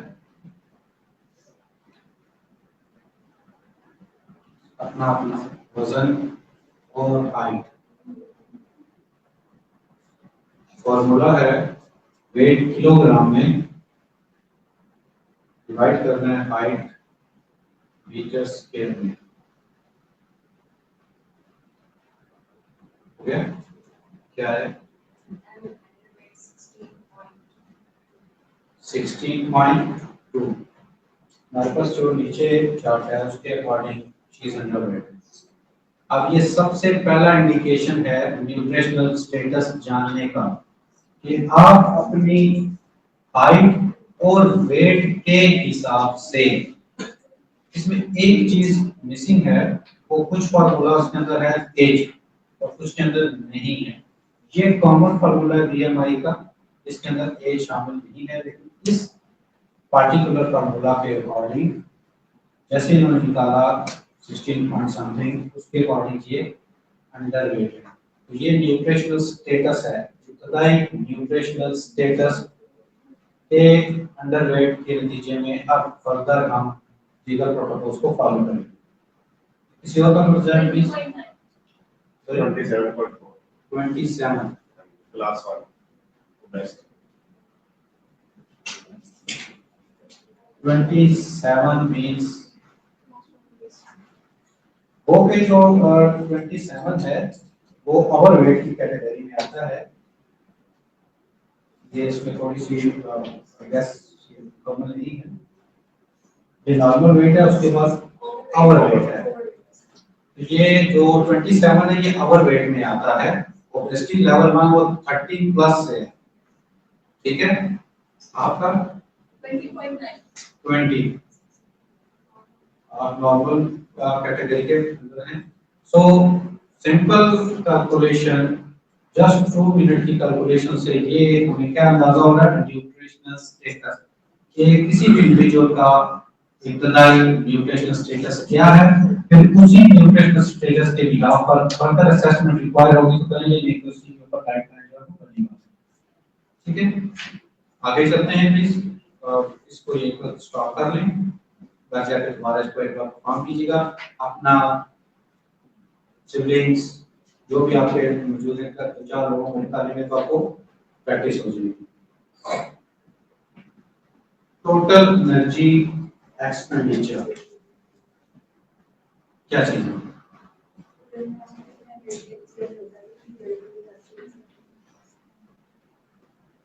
दो तरीके से हम लोग जो है वो अपनी डाइट है उसको प्लान आउट करते हैं। हम पहले प्लान करते हैं कि क्या है, बाद में सोचते हैं इसको डाइजेस्ट कैसे करना है, यानी कि एक्सपेंडिचर कैसे।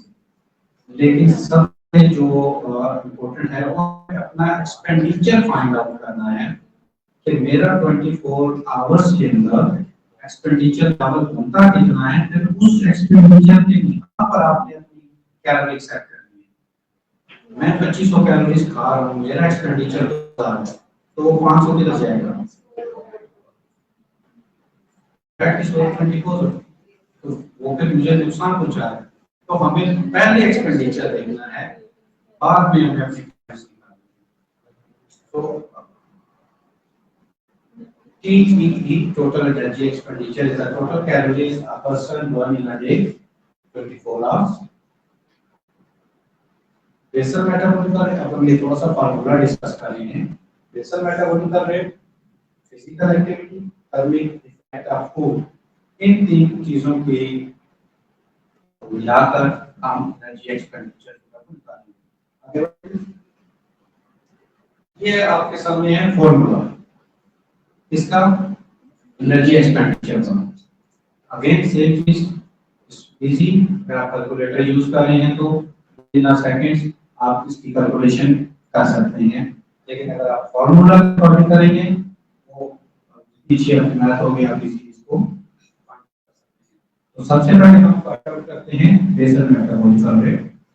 बेसल मेटाबॉलिक ये सबसे इंपॉर्टेंट है। आप कुछ नहीं कर रहे हैं, रेस्ट पोजीशन पे हैं, फिर भी आपकी बॉडी को एनर्जी रिक्वायर्ड है, ये इब्तदाई है। ये कैलोरीज आपको हर सूरत में इस्तेमाल करनी है। आप खाना खाएंगे तो जिसके नतीजे में बॉडी को एनर्जी यूज करेगी, thermic effect of food, physical activity last में मैटर करती है। हम सारे कोई ना कोई काम लाजमी करते हैं, कुछ ना करें तो उठकर एक जगह से दूसरी जगह तो चले जाते हैं। तो उस बॉडी एक्टिविटी की सूरत में जो बॉडी ने एनर्जी यूज की है, इन तीन चीजों को मिलाकर हम फाइंड आउट करेंगे टोटल एनर्जी एक्सपेंडिचर। और यही टोटल एनर्जी एक्सपेंडिचर इसमें कैलोरी में क्या खाना है, कितना खाना है, ये हम जो है वो फाइंड आउट करेंगे। आपको बड़े जल्दी जल्दी ये साथ परफॉर्म करना है। मैं आपको कोई डाटा दे देता हूँ, ठीक है, डाटा दे देता हूँ, नोट करना है, फिर उस डाटा के बिना पर आपने कैलकुलेशन करनी है। कैलकुलेशन थोड़ी सी गलती है, इसलिए आप मोबाइल फोन आपके पास है, उसी के ऊपर आप कर लें, आपके लिए बहुत इजी हो जाएगी। For man BMR 10 multiply by weight in kg, आपका वेट और इंडिविजुअल है जो आप यूनिट में है वो, या आपका अगर जैसे भी आप अपना निकालें, यहाँ पर आप अपना वेट लिखेंगे, जो भी आपका वेट है, साथ साथ करते जाएं, टाइम भी बचेगा और इजी हो जाएगा। मोबाइल फोन पे बेशक डाल लें exactly 10 multiply by weight in kg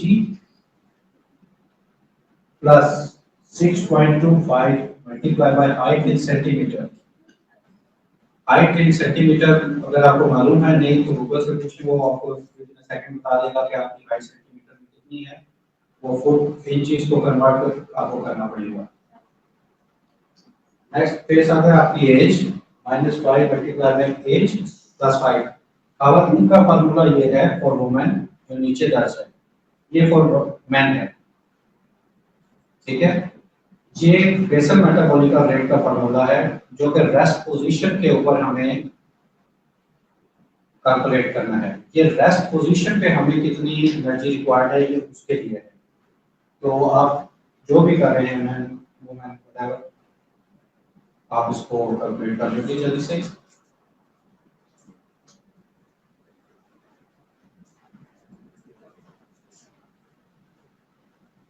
mobile पे करें ज्यादा इजी है।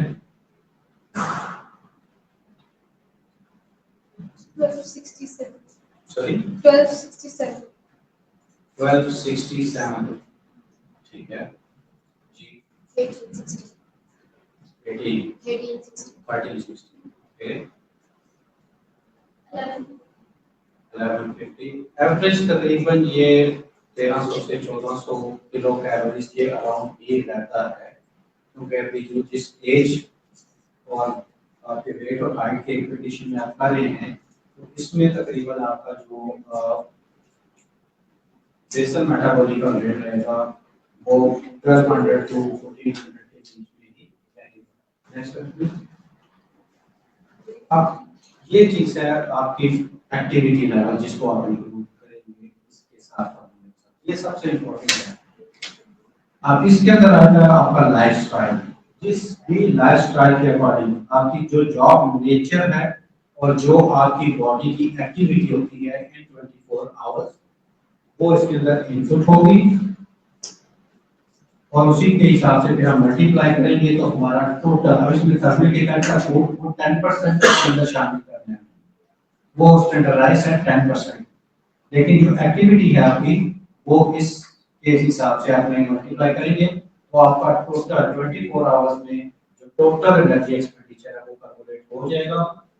आपकी जॉब की नोयत आपकी बॉडी एक्टिविटी के हिसाब से है, आप एक्सरसाइज करते हैं नहीं करते हैं, वॉक रनिंग जिम जो भी एक्टिविटी है उसके कंडीशन से फिर आपकी ये तकरीबन जो है वो 1600 1800 2400 3000 तक एवरेज जो है वो चली जाती है। Is it clear sir? House job और बाहर वर्किंग और ये सारी चीजें मिला के हमारा एक्स्ट्रा ओवर मतलब दिन में बस 18 घंटे या फिर 20 घंटे काम करें तो वो एक्स्ट्रा एक्टिव में आते हैं। इसमें एक्सरसाइज नहीं है, सिर्फ वर्किंग ही वर्किंग। हाउस जॉब जो यहाँ पर हाउस वर्क लिखा हुआ वो खवातीन के लिए लिखा हुआ है। आप घर में बर्तन धोना कपड़े धोना वो तमाम काम वो भी काइंड ऑफ एक्सरसाइज है। उसके अंदर भी आप एनर्जी इनपुट हो गया लाइक आप यूज कर रहे हैं आपको कुछ उसमें हैवी काम आता है कुछ उसमें नॉर्मल काम आता है तो इसी तरीके से इसमें आएगा। आप जरूरी नहीं है कि इसमें जो एक्टिविटी से मुराद आपकी रनिंग है स्विमिंग है आप जाकर कोई एक्सरसाइज करते हैं किसी जगह पर तो घर में भी जो आप काम कर रहे हैं वो भी इसी जगह में आते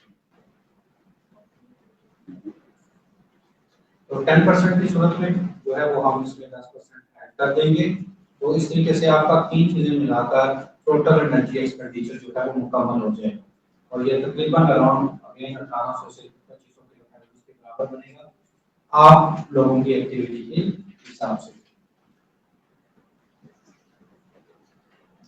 ओके ये जो वर्कशीट आप लोगों को प्रोवाइड की गई है इसमें मुख्तलिफ हवालों से कुछ चीजें जो है वो दर्ज की गई है। चंद चीजों को हमने आज लोगों को स्टडी किया है पढ़ने की कोशिश की है। आई होप आप लोगों को चीजें अंडरस्टैंड हुई होंगी। तो कुछ चीजें जो है वो उसमें से स्किप की गई हैं टाइम की कमी घर जाकर आप लोगों ने इसको एक बार गो थ्रू लाजमी करना है अंडरस्टैंड करने की कोशिश करना है। कोई भी क्वेरी हो कोई भी क्वेश्चन हो व्हाट्सएप करें ईमेल करें सोशल मीडिया के थ्रू पोस्ट करें आपको जो है वो आंसर दिया जाएगा। पढ़ना लाजमी है थोड़ा सा इसको अंडरस्टैंड करेंगे आपका फायदा ठीक है। तो जितनी चीजें अभी तक हमने स्टडी की इसके हवाले से अगर कोई क्वेश्चन हो तो आप पूछ सकते हैं नहीं तो फिर हम नेक्स्ट चलेंगे। कोई चीज ऐसी तो आपको अंडरस्टैंड ना हुई हो मेरे ख्याल से तो हो गई है। थैंक यू सर जी कोई क्वेश्चन नहीं कोई बात नहीं देखिए अगर कोई क्वेश्चन है कुछ भी हुआ तो आप किसी भी तरीके से रास्ता करके पूछ सकते हैं।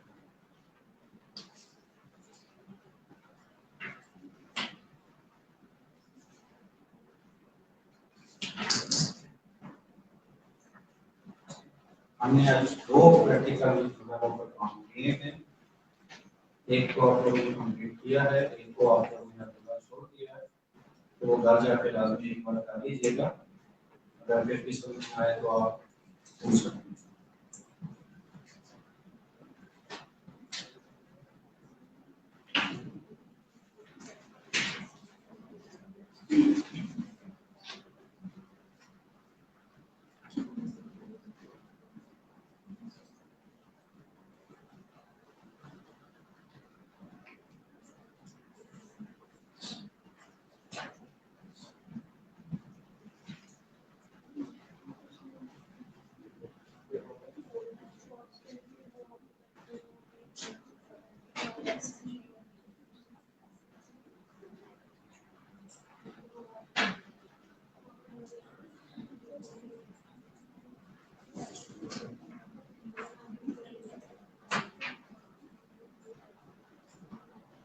everyone थोड़े से मतलब जोड़िए प्लीज।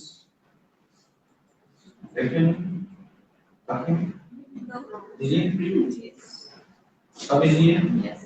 ओके नोट करिए बस थोड़ा सा और मुझे ज़्यादा होगा टाइम लेके तो आप इजी कर देंगे रिपोर्ट इन 30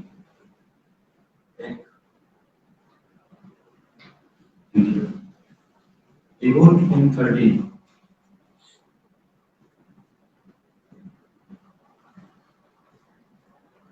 आपको पता है क्या है ये आइडिया क्या हो सकता है अपने आप को 30 days. अपने आप को 30 दिनों के अंदर बेहतर कर दें अगर आपको ये लग जाए इसका जी माइंड कर देगा ठीक है इज देयर एनी वे कि आप 30 दिन में अपने आप को तब्दील कर सकते हैं जी Yes. कर सकते हैं Yes. ये नेचुरल फार्मूला है इस चीज का ये जो टाइम पीरियड होता है ना जिसमें हम एक चीज को करने की कैपेबिलिटी रखते हैं ठीक है ये एक नेचुरल फार्मूला है जो कि सेट किया गया है किसकी तरफ से अल्लाह पाक की तरफ से कैसे एक पूरे साल में एक इवेंट एक दिन आते हैं ठीक है अराउंड 30 29 स्टैंडर्डाइज्ड फार्मूला है फ्रॉम द अल्लाह नेचर के लिए हम नेचर का पार्ट हैं तो उस फार्मूला के अकॉर्डिंग 30 डेज में आपकी बॉडी को रीसेट करने के लिए एक इक़दामात एक प्रोटोकॉल एक तरीकाकार दिया गया है जिसको हम फॉलो कभी भी नहीं करते ना करेंगे ना कर सकते आम देश में हम अगर 1200 से 1600 किलो कैलोरीज खाते हैं रमजान में हम 250 3000 3200 खाते हैं पता नहीं क्यों खाते हैं बट खाते हैं शायद 7 साल में मजा आता है कि भाई हमें कुछ चीजें हमें फर्ज करनी है फर्ज हम पे क्या था फिजिकल एक्टिविटी आप देखें नेचर की बात करें ना फिजिकल एक्टिविटी रमजान के महीने में सबसे ज्यादा इस सूरत में इबादत की सूरत में लेकिन रखी क्या गई फिजिकल एक्टिविटी नमाज पढ़नी है तरावीह की सूरत में दूसरी रिस्ट्रिक्शंस क्या रखी फूडिंग इसके लिए डिटॉक्सिफिकेशन के लिए आपकी बॉडी को इटसेल्फ खुद से काम करने की कैपेबिलिटी डालने के लिए दो सूरतें डाली थी ना हम एक्टिविटी करते हैं ना हम बॉडी को डिटॉक्सिफाई करने के लिए उन प्रोटोकॉल्स को फॉलो करते हैं सुबह को खा पीकर रोजा रखते हैं शाम को बेतहाशा खाते हैं फिर पूरी रात खाते रहते हैं तो उन प्रोटोकॉल्स को फॉलो नहीं करते आपको नेचर ने फार्मूला दे दिया है आप फॉलो नहीं करते ये आपकी गलती है सो 30 डेज के अंदर आप अपनी बॉडी का जो रीसेट बटन है उसको दबा सकते हैं सिर्फ देखना है कि आपने प्रोटोकॉल्स कैसे फॉलो करने हैं सो जो आपके हाथ में इस वक्त किताब है रिपोर्ट इन 30 ये एक कोशिश है कि आप किस तरीके से प्रोटोकॉल्स को फॉलो करते हैं इस तरीके से वही प्रोटोकॉल जो आज हमने शुरू में पढ़े उन प्रोटोकॉल्स को फॉलो करके किस तरीके से प्रिवेंशन के असूल किसी भी डिजीज से रीड आउट करने की सूरत में शॉर्टिंग डाइट और आपकी किसी भी लाइफ मॉडिफिकेशन के वे में आप इन 30 डेज में इन प्रोटोकॉल्स को फॉलो करके अपने आप को इन लाइफ बेटर वे जो है वो ला सकते हैं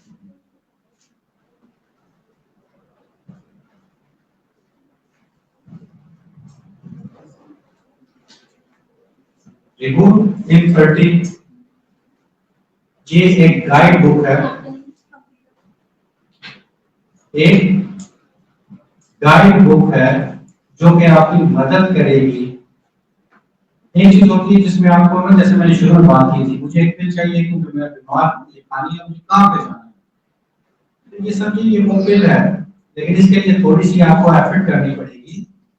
इस पिल इस प्रोटोकॉल को फॉलो करेंगे तो आपकी life,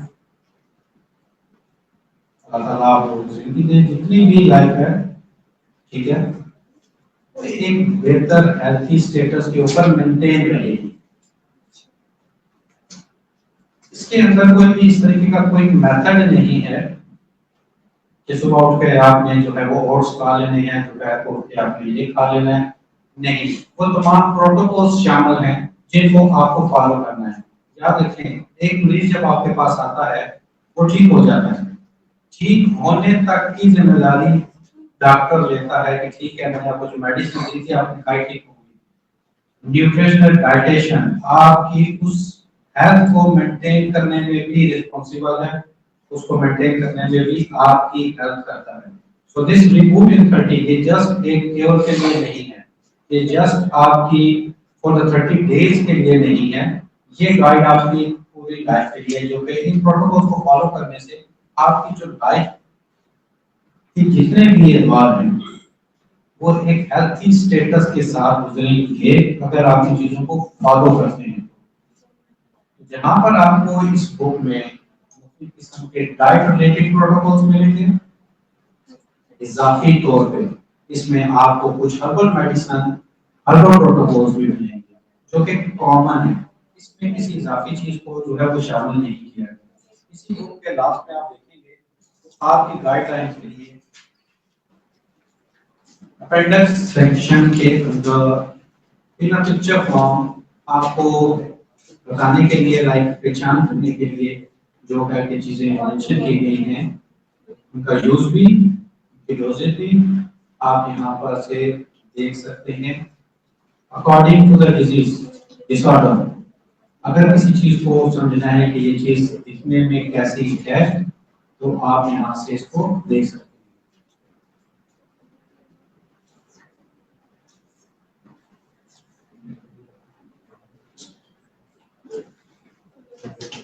Clinical case studies, page number 79, clinical case studies। आप जो स्टूडेंट्स हैं और जो आगे फर्दर स्टडी कर रहे हैं, क्लिनिकल केस स्टडी इस तरीके से आप किसी पेशेंट को उसकी असेसमेंट करेंगे असम्पशन बेसिस के ऊपर। इस तरीके में ये वर्ड जो असम्पशन काफी दफा पहले भी यूज कर चुका हूँ, मेडिकल के इस फील्ड में असम्पशन वो चीज नहीं होती, आपको उसको प्रूव करना पड़ता है, साइंटिफिकली प्रूव करना पड़ता है। मैं एक पेशेंट को कह रहा हूँ कि आपको ओट्स खाने हैं, मैं वो किसी असम्पशन बेस पे नहीं दे रहा, मुझे साइंटिफिकली प्रूव तो मैं माइसेल्फ करना है कि मैं इसको ये ओट्स रिकमेंड क्यों कर रहा हूँ। ये जो केस स्टडीज हैं ये साइंटिफिकली प्रूवन केस स्टडीज हैं जो कि आप अपने क्लिनिकल बेस में, हॉस्पिटल में, किसी भी वे में इनसे जो है वो हेल्प आप ले सकते हैं कि अगर आपने एक पेशेंट को इन विच वे ट्रीट करना है, किस तरीके से कोई भी डाइट प्लान जो है वो बनाना है। सो ये एक गाइड बुक है, देखने में तो आपको बहुत छोटी सी लग रही है, लेकिन आपको इसमें सीखने और समझने के लिए काफी चीजें जो है वो मिलेंगी। सो इसको भी स्टडी कीजिएगा, कोई भी क्वेश्चन को उससे रिलेटेड जो है वो आप जो है पूछ सकते हैं। So that's all for the today. Thank you very much everyone, आप सबके आने के लिए, टाइम देने के लिए। आई होप कि आप जो है वो काफी कुछ सीख और समझ के यहाँ से जा रहे होंगे। फिर भी कोई चीज रह गई तो आपके लिए एसपीएफ 24 आवर्स अवेलेबल है, किसी भी सोर्स से जो है आप प्राप्त कर सकते हैं। Thank you very much. हम दूसरा प्रयास के वापस जाना नहीं है, मैं अल्लाह